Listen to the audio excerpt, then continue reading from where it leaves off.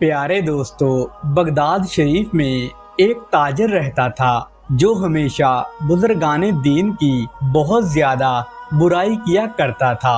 ایک شیخ فرماتے ہیں کہ کچھ عرصہ بعد میں نے اسے بزرگان دین کی صحبت میں بیٹھے ہوئے دیکھا تو اس تاجر نے اپنا سارا مال ان بزرگان دین کی خدمت میں خرچ کر دیا تھا۔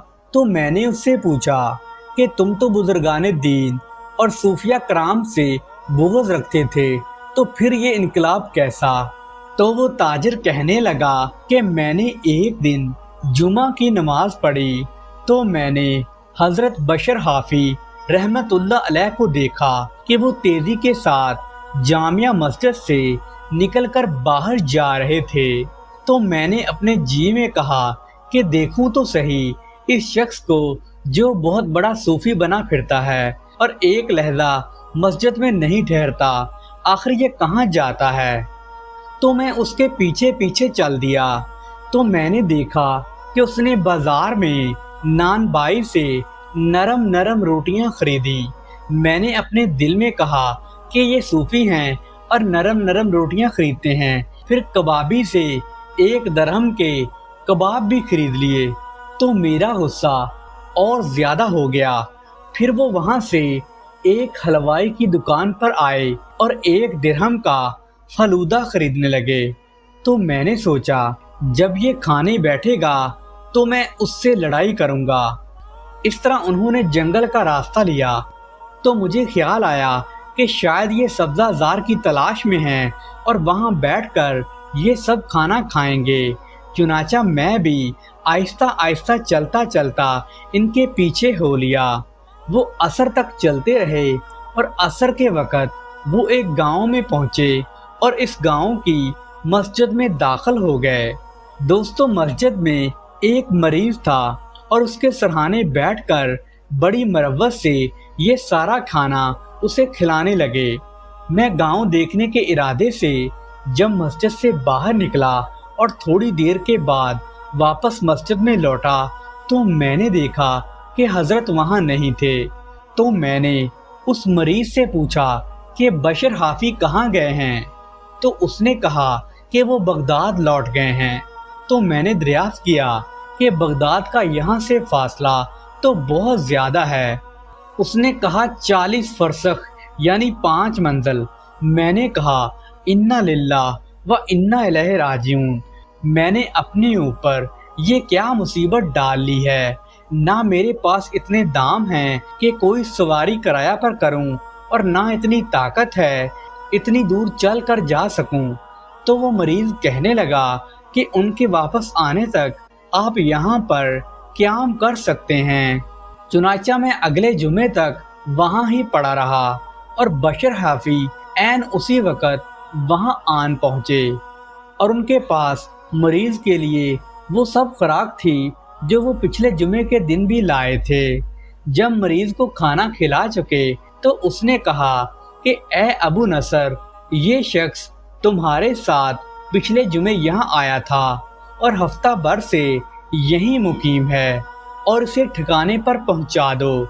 تو سوداگر کہتا ہے کہ انہوں نے مجھے گھورا اور کہا کہ تو کیوں میرے ساتھ ساتھ آیا تھا؟ تو میں نے ان سے بڑے ادب سے کہا کہ مجھ سے خطا ہو گئی تھی۔ تو انہوں نے فرمایا چلو اٹھو۔ تو میں ان کے پیچھے پیچھے چلنے لگا۔ جب ہم شہر کے قریب پہنچے تو انہوں نے فرمایا بتا تیرا محلہ کون سا ہے؟ تو میں نے کہا وہ فلاں والا محلہ میرا ہی ہے۔ تو اس پر حضرت نے فرمایا اچھا جاؤ، پھر کبھی ایسا نہ کرنا۔ جب سے میں نے توبہ کی ہے تو تب سے میں نے ان کی صحبت اختیار کر لی ہے۔ سبحان اللہ۔ ناظرین محترم، ایک مرتبہ کا ذکر ہے کہ حضرت عبداللہ بن مبارک رحمت اللہ علیہ حج بیت اللہ کو تشریف لے گئے تو حج سے فراغت کے بعد آپ بیت اللہ میں ہی آرام کرنے کے لیے لیٹ گئے تو آپ کو نیند آ گئی۔ آپ نے خواب میں دیکھا کہ 2 فرشتے آپس میں گفتگو کر رہے ہیں تو ایک فرشتے نے دوسرے فرشتے سے سوال کیا کہ اس سال کتنے لوگوں نے حج بیت اللہ کی سعادت حاصل کی ہے اور کتنے افراد ایسے ہیں کہ جن کے حج کو شرف قبولیت ملا ہے؟ تو دوسرے فرشتے نے جواب دیا کہ اس سال 6 لاکھ افراد نے حج کے فریضہ کی ادائیگی انجام دی ہے، مگر ان میں سے کسی کا بھی حج قبول نہیں ہوا سوائے دمشق کے ایک موچی کے، جو حج میں تو شریک نہیں ہوا مگر اللہ سبحانہ و تعالی نے اس کے حج کو شرف قبولیت بخشا ہے، اور اس کے صدقے میں باقی تمام لوگوں کا حج بھی قبول کر لیا گیا ہے۔ دوستو، حضرت عبداللہ بن مبارک رحمت اللہ علیہ خواب دیکھنے کے بعد جب بیدار ہوئے تو آپ رحمت اللہ علیہ کو اس موچی سے ملنے کا اشتیاق ہونے لگا۔ چنانچہ آپ رحمت اللہ علیہ دمشق کے سفر کے لیے نکل پڑے اور کچھ دنوں میں دمشق جا پہنچے اور اس موچی سے ملاقات کی تو اس سے دوران گفتگو حج کے بارے میں پوچھنے لگے تو اس نے پہلے اپنا نام بتایا اور پھر اپنا پیشہ بتایا۔ پھر اس نے آپ کا نام پوچھا تو آپ نے بتایا کہ میرا نام عبداللہ بن مبارک ہے۔ نام سنتے ہی وہ موچی چیخ مار کر بے ہوش ہو گیا۔ دوستو، جب وہ موچی دوبارہ ہوش میں آیا تو اپنا واقعہ اس نے اس طرح سے بیان کیا کہ ایک مدت سے میرے دل میں حج کی خواہش تھی اور اس مقصد کے لیے میں نے 300 درہم بھی جمع کر لیے تھے، مگر ایک روز میرے ہمسایہ کے گھر کھانا پکنے کی خوشبو آئی تو میری بیوی کہنے لگی کہ اس کے یہاں سے تم بھی کچھ مانگ لاؤ تاکہ ہم بھی کچھ کھا لیں۔ چنانچہ میں اپنے اس ہمسائے کے گھر چلا گیا اور اس سے جا کر کہا کہ حضرت، آپ نے جو کچھ پکایا ہے اس میں سے مجھے بھی کچھ دے دیں۔